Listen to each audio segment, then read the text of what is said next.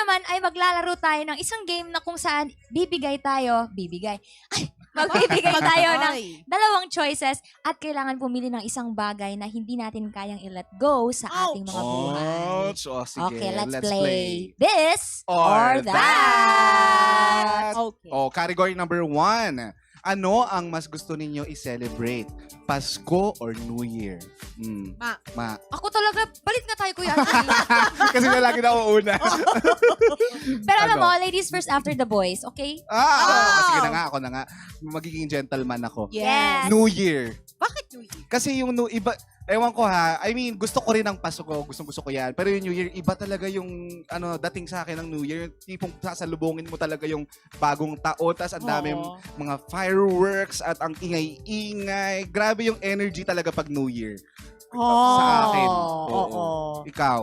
Ako, fair naman, Christmas season naman ang pinaka-paborito kong season. Pero, ano ba ang gustong i-celebrate?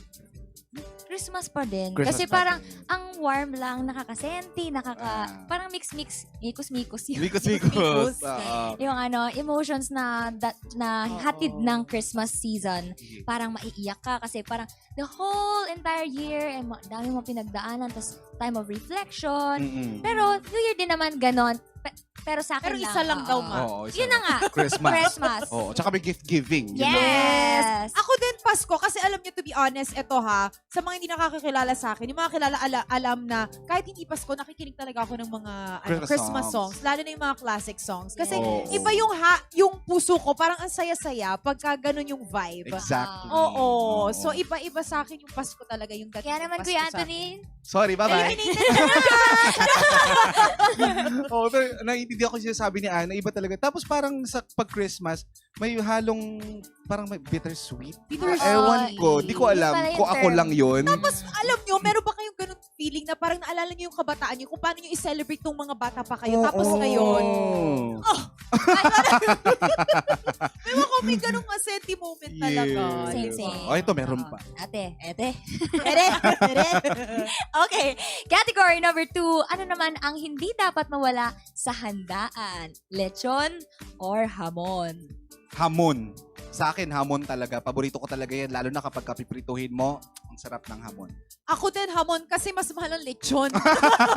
Kasi Sabagay. wala Diba? mabili na lechon. O, pag binili mo na yung lechon, parang yung mga handa mo, lechon na lang. Ang mahal kasi ng lechon. Oo. Oy, Diba? pero merong kutsinilyo. Yung maliit. Kutsinilyo, mahal din Mahal din ba yun? Okay. Pero mas mahal yun. Paano kung afford? Lechon Kung o afford, hamon? ako mas mahamon pa rin Oh, ako sige. eh. Ikaw, ma. Bias kasi ako taga Cebu. Ako masarap ang lechon sa Cebu. Ay, Ayan. totoo din naman. Oo. Walang Totoo din ano. naman. Masarap talaga. Tsaka parang Ibang mayaman level. yung hamon. Hindi, Talaga ba? Parang pag mas mayaman ng O lechon. baka hindi ko lang kilala. Ito pa. Category number 3, ano ang mas gusto ninyong matanggap na regalo? Pera or gamit? Sabihin mo na, Ana, pera. Pera talaga sasabihin Pera. mo. Paano nyo nalaman yung heart ko? Ay, okay din. Ay, sorry. Gamit daw siya, pero for Gamit, you. pero for ya. Ay, pero... Mamigay na, Ana. Ay, pero... Iba yung ano ha, in fairness, gusto ko talaga pera, matanggap. Oo. Pero iba rin kasi yung feeling na nag-effort yung gifter totoo. na maghanap ng bagay na feeling niya magugustuhan mo. Yun na nga. Yung mas na-appreciate ko doon is yung effort. Yes. Diba? Kaya nga sasabi ko kanina, di ba, be thoughtful sa pagbigay ng regalo. Sorry na kung hindi namin natanggap yung Oo. album tsaka yung mug. Pasinsya. Ikaw, ma. Ako, same with Ate Ana. No. Parang, sige, pera. Charot. Hindi, pero okay din yung yung parang sinasabi nila na kung kunwari wala nang time talaga bumili ng mga gamit, Oh, yes. sasabihin na lang nila sa'yo, eto, bumili ka na lang ng gusto mo. Ampaw na lang, Oo. no? Oo. Ganon. Ay, nako. Anthony. Ikaw, Kuya Ate. Ako, gamit din talaga. Pareho kami ni Ana. Gusto ko Oo. yung feeling, yung satisfaction kapag yung binigay sa'yo ay talagang Oo. pinag-isipan niya. Tapos aalisin mo yung... Aalisin mo. Oo. Ano choice mo? Gamit gamit din. din. O, lahat tayo I-explain gamit. ko lang naman yan. Tayo eh.